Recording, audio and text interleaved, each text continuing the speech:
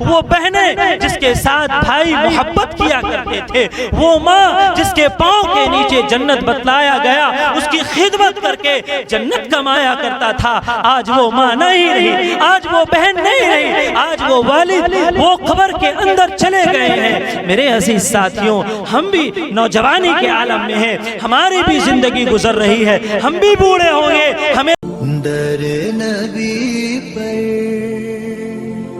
پڑا رہوں گا،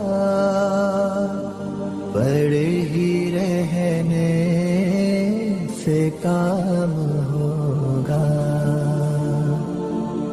الحمد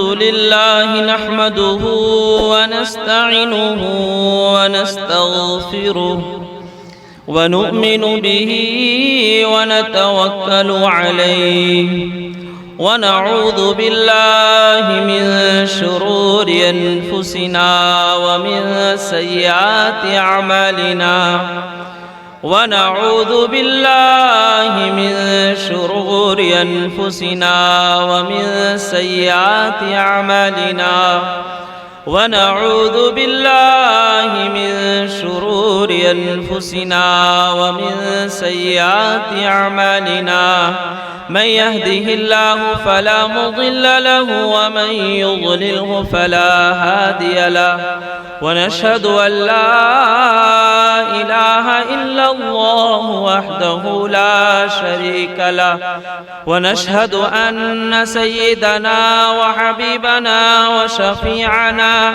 وسندنا ومولانا محمد صلى الله عليه وسلم أما بعد فأعوذ بالله من الشيطان الرجيم بسم الله الرحمن الرحيم واتقوا يوما ترجعون إلى الله ثم توفى كل نفس ما كسبت وهم لا يظلمون وقال تعالى بل تؤثرون الحياة الدنيا والآخرة خير وأبقى وقال النبي صلى الله عليه وسلم اغتنم خمس قبل خمس شبابك قبل حرمك وصحتك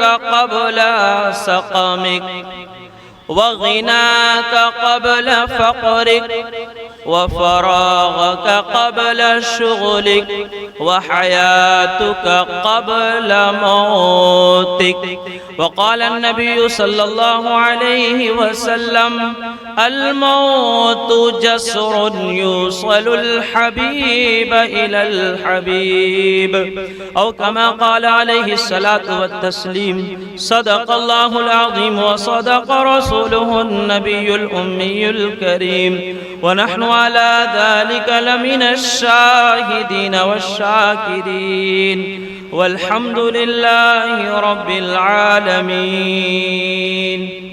اخلاص و محبت اور پیار کے ساتھ نماز والا درود شریف پڑھ لیں۔ اللہم صل علی محمد وعلی آل محمد کما صلیت علی ابراہیم وعلی آل ابراہیم انک حمید مجید۔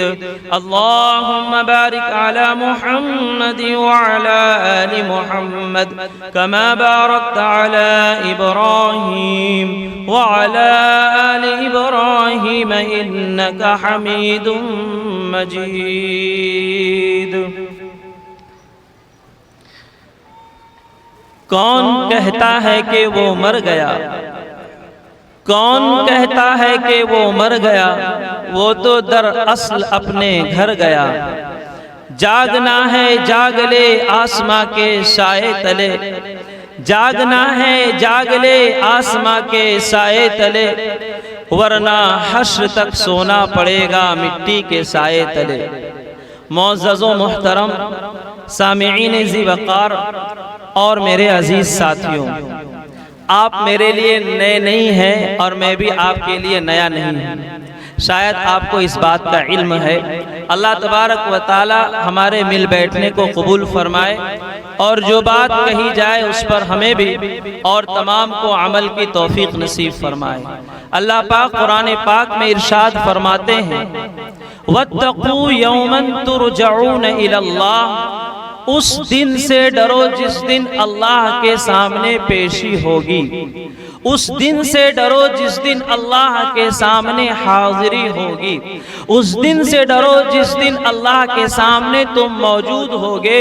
ثم توفى كل نفس ما كسبت وهم لا يظلمون، جو ہر ایک روح کو، ہر ایک جاندار کو، ہر ایک کو موت دینے والے ہیں، اور رتی برابر، ایک ذرہ برابر اللہ کسی پر ظلم کرنے والے نہیں ہیں۔ دوسری آیت میں اللہ تبارک و تعالیٰ نے فرمایا بل تؤثرون الحیات الدنیا والآخرت خیر وابقا، دنیا کی زندگی تھوڑی زندگی ہے، آخرت ہمیشہ رہنے والی زندگی ہے۔ یہ دنیا لہو لعب کی زندگی ہے، بقا اور باقی رہنے والی زندگی وہ آخرت کی زندگی ہے۔ ہم اور آپ اس وقت مرحوم جناب محمد اسلم صاحب کے مکان پر تشریف رکھتے ہیں۔ مرحوم سے ہمارا تعلق بھی بڑا گہرا تھا۔ مرحوم کے اندر علماء کرام سے نرم خو یعنی آہستہ سے بات کرنے کے وہ خوگر تھے۔ مولانا صاحب سے ملتے تو آہستہ سے وہ کلام کرتے تھے، وہ کلام جس کو اللہ تبارک و تعالی نے موسیٰ علیہ السلام پر ارشاد فرماتے ہوئے فرمایا قولا لینا، تم جب فرعون کو دعوت دو گے تو نرمی سے بات کرنا۔ نرمی یہ بہت بڑی دولت ہے، بڑا زیور اور گہنا ہے۔ نرمی انسان کی خوبصورتی کو اجاگر کرتی ہے، نرمی سے انسان بھلا معلوم ہوتا ہے، اور سب سے بڑی بات کہ قرآن پر عمل ہوتا ہے۔ تو اب وہ ہمارے اور آپ کے درمیان سے کچھ فرما گئے، ہمارے اور آپ کے درمیان سے چلے گئے، تو ان کی تعزیت کے لیے، ان کے لیے ایصال ثواب کے لیے کچھ دین کی باتیں آ جائے، کچھ موت کا خوف اور جنت کا شوق ہمارے سامنے آ جائے، تاکہ ہم اور آپ عمل کرنے کی وجہ سے مرحوم جو چلے گئے ہیں ان کے قبر پر اللہ تبارک و تعالی ہمارے اعمال کرنے کی وجہ سے مرحوم کی مغفرت فرماتا رہے۔ یہ دنیا جس کی مثال اللہ کے رسول صلی اللہ علیہ وسلم نے دی، اس دنیا کی مثال مچھر کے پر کے برابر بھی نہیں ہے۔ اگر اس کی وقت ہوتی، اگر اس کی عظمت ہوتی تو پیارے آقا صلی اللہ علیہ وسلم اس کی عظمت کو، اس کی وقت کو ضرور بیان فرماتے، لیکن دنیا کا انسان اس دنیا کے اندر رہتے ہوئے اس میں اتنا محو ہو گیا، اس میں اتنا لگ گیا، اس میں اتنا ٹوٹ پڑا کہ وہ جس خالق نے اسے پیدا کیا ہے، جس مالک نے اسے بولنے کے لیے زبان دی ہے، جس مالک نے سوچنے سمجھنے کے لیے انہیں دماغ دیا ہے، جس مالک نے چلنے کے لیے پاؤں دیا ہے، جس مالک نے کھانے کے لیے ہاتھ دیا ہے، جس مالک نے دیکھنے کے لیے آنکھیں دی ہے، تمام چیزوں کو ہماری باڈی میں اللہ تبارک و تعالیٰ نے فٹ فرمایا ہے، لیکن ہائے دنیا کے پیچھے ہم اور آپ لگے ہوئے ہیں۔ پیارے آقا صلی اللہ علیہ وسلم انہی تمام باتوں کو اپنے احادیث مبارکہ میں ذکر فرماتے ہیں۔ فرمایا الدنیا سجن المؤمن وجنت الکافر۔ آقا کریم نبی اکرم صلی اللہ علیہ وسلم ارشاد فرماتے ہیں دنیا مومن کے لیے قید خانہ ہے اور کافروں کے لیے جنت ہے۔ ایک قیدی اپنے قید گاہ میں کس طریقے سے وقت کو گزارتا ہے، ویسے ہمیں اور آپ کو اس دنیا کے اندر اپنے لمحات کو، اپنے اوقات کو گزارنے چاہیے۔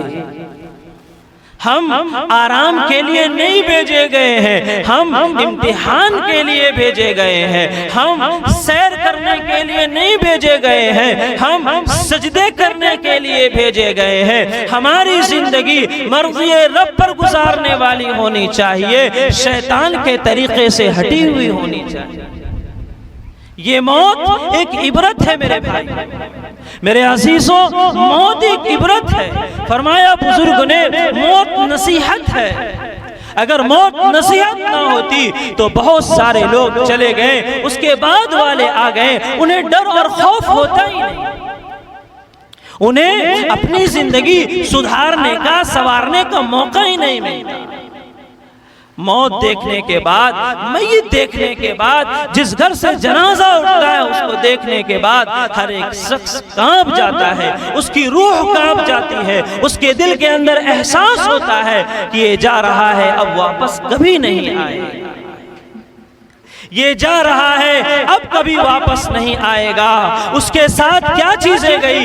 نبی اکرم صلی اللہ علیہ وسلم نے بیان فرمایا، ان کا عمل گیا، ان کی اولادیں گئی اور ان کا مال گیا، مال اور اولاد واپس چلی آئی، عمل اس کے ساتھ قبر میں چلا گیا۔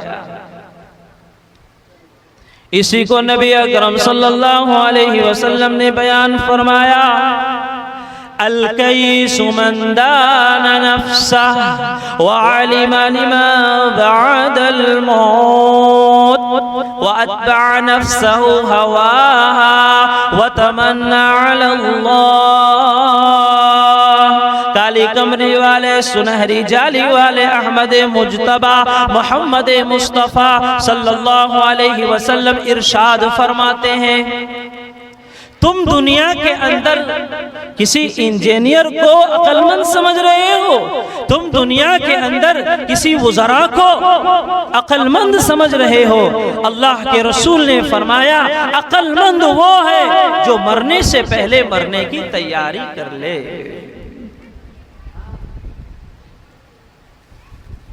اس کی جنازے کی نماز پڑھی جائے قبل اس کے کہ اس کے پاؤں اٹھے اور وہ مسجد میں آ کر نمازیں ادا کرنے والا بن جائے، اس کے جسم پر عطر اور بخور ملا جائے قبل اس کے کہ وہ اپنے کردار کو خوشبودار بنا لے،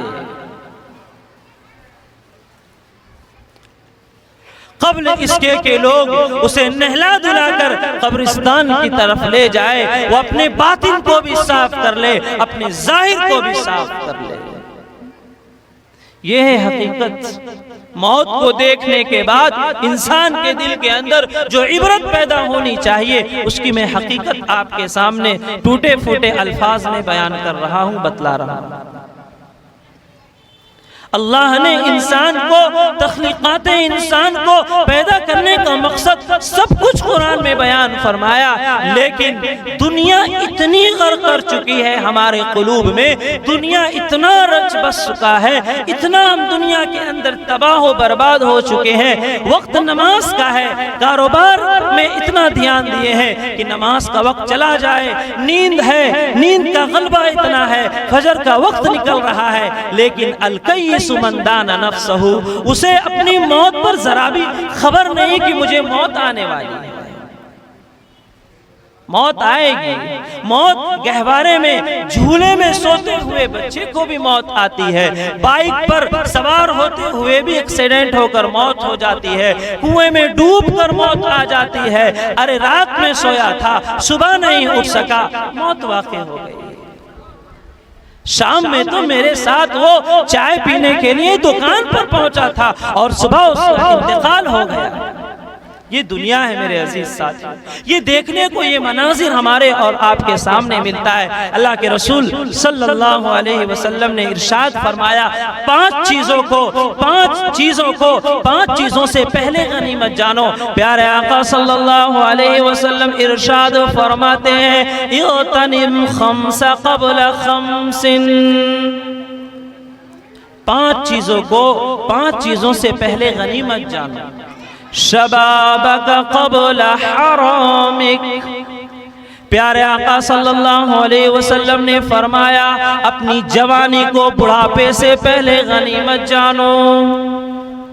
آج جوانی ہے، آج سجدے کر لے، آج اللہ کو یاد کر لے، کل موت آ جائے گی، کل قبر کے اندر آپ کو کوئی نماز پڑھنے کو نہیں کہے گا۔ قبر کے اندر اگر اجالا ہوگا، اگر اجالا ہونے والا ہے تو ہمارے اعمال کی وجہ سے اجالا ہونے والا ہے۔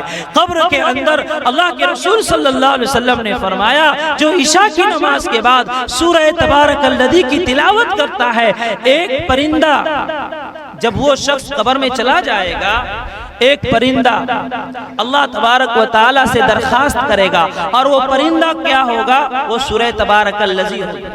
وہ اللہ تبارک و تعالی سے لڑے گا، جھگڑے گا، اللہ اسے بخش دیجئے، اللہ اسے معاف کر دیجئے۔ یہ جو قبر میں بندہ لیٹا ہوا ہے، یہ جو سویا ہوا ہے، عشاء کی نماز کے بعد سورہ تبارک الذی کی تلاوت کرتا تھا، وہ جھگڑے گا اور آخر میں کہے گا اللہ تو اسے معاف کرتا ہے یا نہیں؟ اگر نہیں کرتا ہے تو 29ویں پارے سے سورہ تبارک الذی کو نکال دے۔ قبر کے اندر کیا کام آ رہی ہے؟ سورہ تبارک الذی کام آ رہی ہے، نمازیں کام آ رہی ہے، تلاوت قرآن پاک کام آ رہا ہے۔ یہ تمام چیزیں میرے عزیز ساتھیوں قبر میں جانے کے بعد کام آنے والی ہیں۔ ہم کب تک غفلت کی زندگی گزاریں گے؟ کب تک ہم اپنے آپ کو بے سہارا و مجبور سمجھیں گے؟ نہیں، اللہ کے رسول نے فرمایا شبابک قبل حرمک، کہ اپنی جوانی کو بڑھاپے سے پہلے غنیمت جانو۔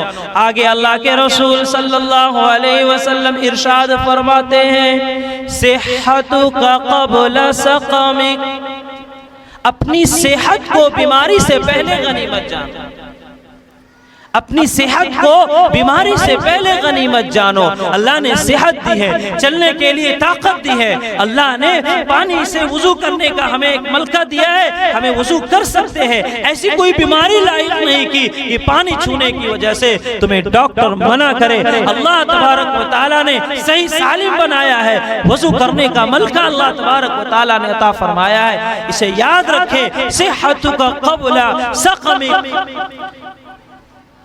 صحت کو بیماری سے پہلے غنیمت جانے۔ تیسری چیز پیارے آقا صلی اللہ علیہ وسلم نے فرمایا وَغِنَاكَ قَبْلَ فَقْرِكَ، اپنی مالداری کو اپنے فقر یعنی غریبی سے پہلے غنیمت جانو۔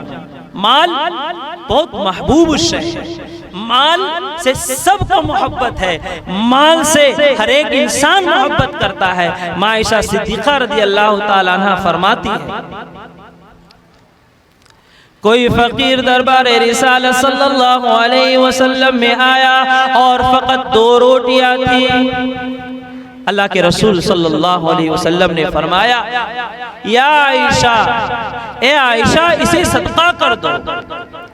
فرمایا گھر میں کچھ نہیں بچے گا۔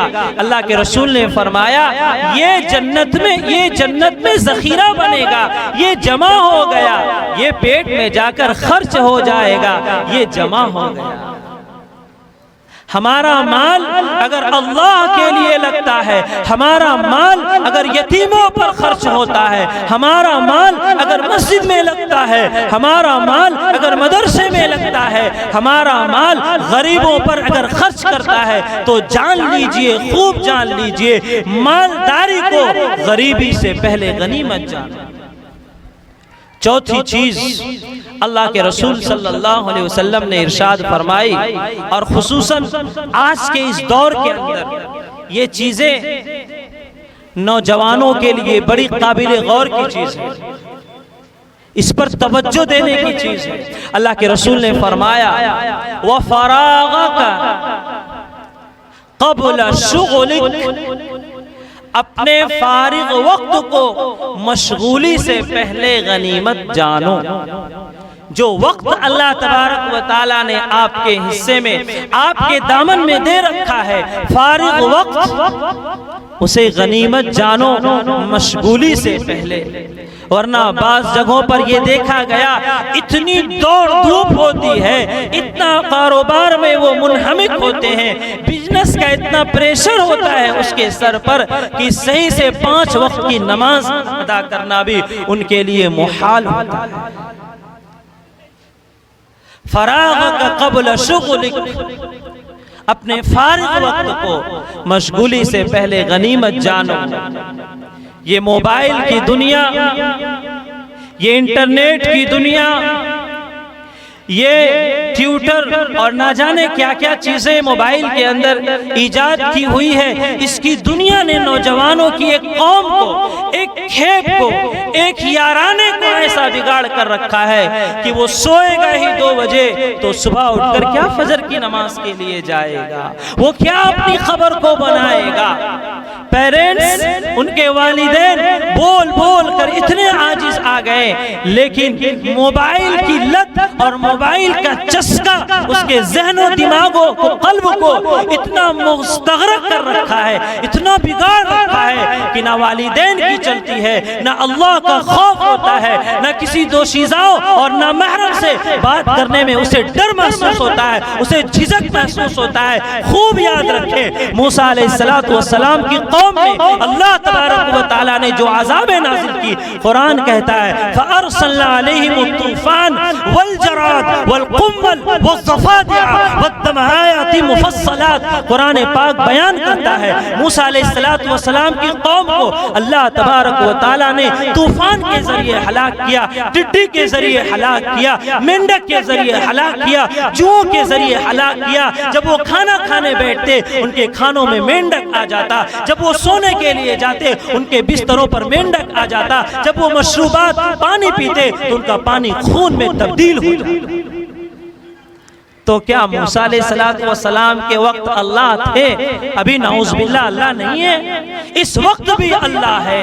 وہ تو کرم فرمائی ہے، 2 جہاں کے سردار، کالی کملی والے، سنہری جالی والے، احمد مجتبیٰ محمد مصطفیٰ صلی اللہ علیہ وسلم کی دعاؤں کا نتیجہ اور اثر ہے کہ اللہ نے اتنے گناہ ہونے کے باوجود، مساجد خالی ہونے کے باوجود ہم صبح بیدار نہیں ہوتے۔ ہماری بستروں پر بھی اللہ سانپ اور بچھو کو ڈال سکتا ہے، چھوڑ سکتا ہے، لیکن اللہ نے آسانی کے ساتھ صبح بیدار کیا، چائے ناشتہ کروایا، فریش ہو کر اپنے اپنے کاموں میں لگوایا۔ یہ محمد عربی صلی اللہ علیہ وسلم کی دعاؤں کا نتیجہ ہے۔ ورنہ اللہ کی پکڑ بڑی سخت ہے میرے عزیز ساتھی، اللہ کی پکڑ بڑی سخت ہے۔ ایسا نہیں ہے کہ اللہ مجھے نہیں دیکھ رہا ہے۔ قرآن پاک میں اللہ تبارک و تعالی بیان فرماتے ہیں ان ربک لبالمرصاد، اللہ ہمیں کیسے دیکھ رہے ہیں، اللہ کی نگاہ پر کیسی ہے؟ تو مفسرین نے فرمایا شکاری جب شکار کرتا ہے، اپنے کمان سے تیر کو جب چھوڑتا ہے تو جو شکار ہو رہا ہے، جو چیز پر وہ اپنی نگاہ کو، اپنی تیر کو چھوڑنے والا ہے، کتنا اچھے سے اور سلیقے سے، ذرا سا بھی چکتا نہیں، ذرا سا بھی اس کی نظر اور نگاہ ہٹتی نہیں، وہ بالکل نشانے پر اپنی تیر کو لگاتا ہے تاکہ بالکل شکار میرے قبضے میں آ جائے۔ میرے عزیز ساتھیوں، یہ تو ایک مثال ہے، اللہ تبارک و تعالی اس سے بھی کہیں زیادہ ہمیں اور آپ کو دیکھ رہا ہے۔ فراغک قبل شغلک، اپنے اوقات کو، فارغ وقت کو مشغولیت سے پہلے غنیمت جانیے۔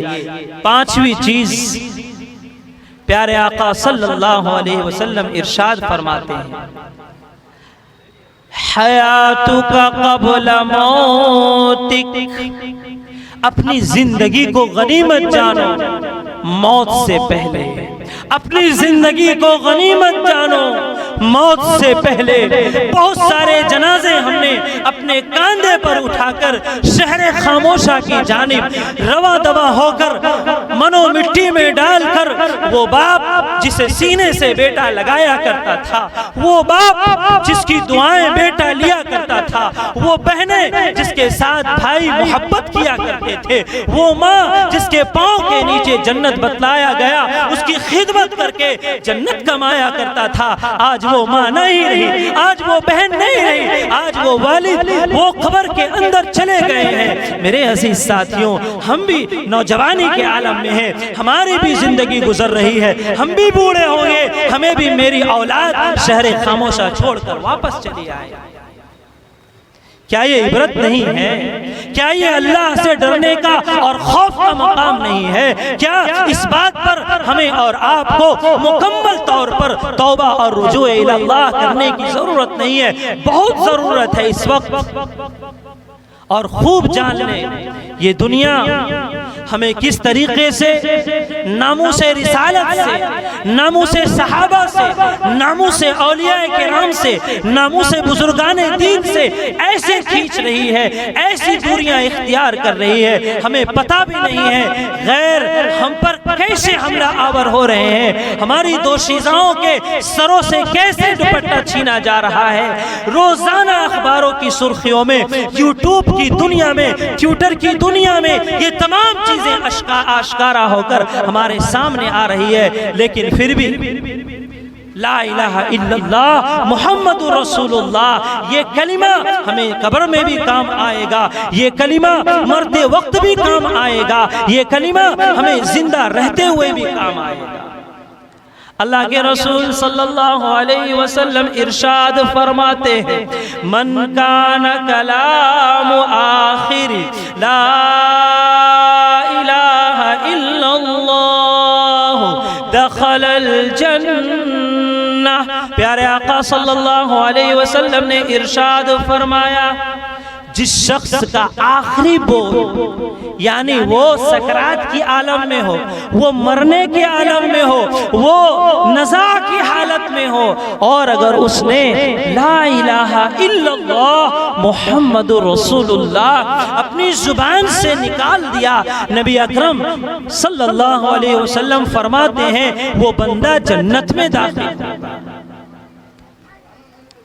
اتنا بڑا پروانہ، اتنا بڑا سرٹیفکیٹ اور سند جو اللہ کے رسول صلی اللہ علیہ وسلم نے ہمیں دی ہے، تو کیا ہم لہو و لعب میں، ہم صرف اور صرف کاروبار میں لگ کر وقت کو نکال دیں اور وقت متعینہ پر نماز کو ادا نہ کریں؟ کیا ہمیں اور آپ کو ملنے والا ہے؟ نہیں ملے گا، نہیں ملے گا، نہیں ملے گا۔ خوب یاد رکھے، ایک واقعہ بتلا کر میں اپنی بات کو مکمل کرتا ہوں۔ اللہ تبارک و تعالی ہم پر کتنا مہربان ہے۔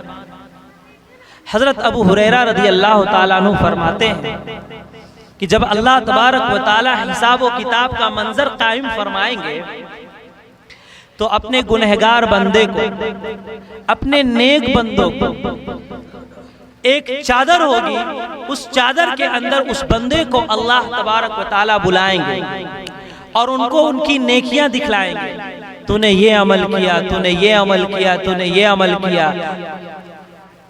پھر وہ بندہ بڑا خوش ہو جائے گا اور سجدے میں گر جائے گا۔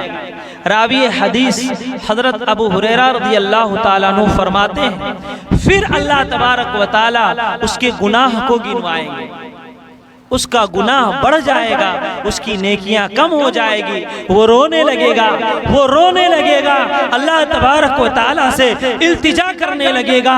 اللہ تبارک و تعالیٰ کہیں گے اے میرا بندہ، میں نے یہ جو چادر اور یہ شامیانہ جو لگایا ہے اور صرف تجھے میں نے بلایا ہے، تجھے رسوا کرنے کے لیے نہیں بلایا، یہ میری رحمت ہے، میں تجھے اپنی رحمت کی آغوش میں بلا کر تیرا حساب و کتاب کر رہا ہوں، میں نے تیری نیکیاں بھی تجھے دکھلائی، میں نے تیرے گناہ بھی تجھے گنوائے، میں تجھے ذلیل کرنے کے لیے یہ نہیں کیا، جا تو جنت میں چلا جا، جا تیرا ٹھکانہ جنت ہو گیا، تجھے تیرا رونا مجھے اتنا پسند آیا، شکر پر تیرا سجدہ مجھے اتنا پسند آیا کہ میں تیری بخشش کرتا ہوں۔ راوی حدیث حضرت ابو ہریرہ رضی اللہ تعالیٰ عنہ فرماتے ہیں کہ یہ چادر اور یہ کملی، یہ شامیانہ جو اللہ تبارک و تعالیٰ کا ہوگا، اس چادر کے اندر صرف اور صرف تمام بندوں کی پیشی ہوگی، کوئی دوسرے کو محسوس بھی نہیں ہوگا کہ یہ چادر لگا ہوا ہے،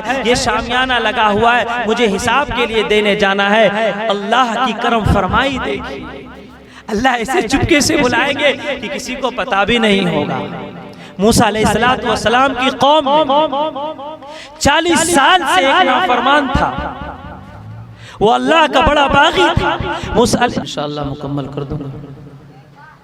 تو موسیٰ علیہ السلام دعا مانگنے کے لیے اپنی قوم کو لے کر موجود ہے۔ اللہ تبارک و تعالیٰ کی طرف سے وحی ہوتی ہے، موسیٰ تیری قوم میں ایک نافرمان شخص ہے، اس لیے میں دعا قبول نہیں کر رہا ہوں۔ وہ اعلان کرتا ہے، فوراً وہ بندہ دل میں توبہ کرتا ہے، اللہ تبارک و تعالیٰ بارش نازل فرما دیتے ہیں۔ قصہ مختصر، اس بندے کی موت ہوتی ہے، اللہ تبارک و تعالیٰ موسیٰ علیہ السلام کو وحی بھیجتے ہیں، موسیٰ علیہ السلام سے کلام فرماتے ہیں ڈائریکٹ، اور کہتے ہیں موسیٰ وہ جو نافرمان بندہ تھا 40 سال سے میری نافرمانی کر رہا تھا، جا تو اس کی جنازے کی نماز پڑھا دے، جا تو اس کی جنازے کی نماز پڑھا دے۔ اب موسیٰ علیہ السلام دل میں خوش ہو رہے ہیں کہ میں جو جا رہا ہوں آج مجھے پتہ چل جائے گا کہ وہ نافرمان جو اللہ کا ہے، جو 40 سال سے اللہ کا باغی بنا ہوا ہے، جس نے اللہ کی نافرمانی میں 40 سال گزار دی ہے، آج مجھے اس کا علم ہو جائے گا وہ نافرمان تھا۔ لیکن اللہ تو رحیم و کریم ہے، اللہ تو غفار ہے۔ میں اللہ کی رحمت بتلانا چاہتا ہوں۔ ایک روایت کے مطابق اسی وقت میں اللہ تبارک و تعالیٰ نے 7 لوگوں کو اور موت دے دی۔ دوسری روایت کے مطابق اللہ تبارک و تعالیٰ نے اسی وقت میں 9 لوگوں کی موت دے دی۔ اب تو کیسے پہچانے گا کہ میرا وہ نافرمان بندہ تھا؟ اب تو کیسے جانے گا کہ وہ میرا باغی بندہ تھا؟ اب تو کیسے جانے گا موسیٰ تجھ سے کہیں زیادہ میں دانا وہ بھی نہ ہوں، انی اعلم ما لا تعلمون، میں جو جانتا ہوں وہ تم نہیں جانتے۔ اللہ تبارک و تعالی ہمیں اللہ سے سچا عشق نصیب فرمائے، اور نبی اکرم صلی اللہ علیہ وسلم کے طریقے پر ہمیں اور آپ کو ہمیشہ زندگی گزارنے کی توفیق نصیب فرمائے۔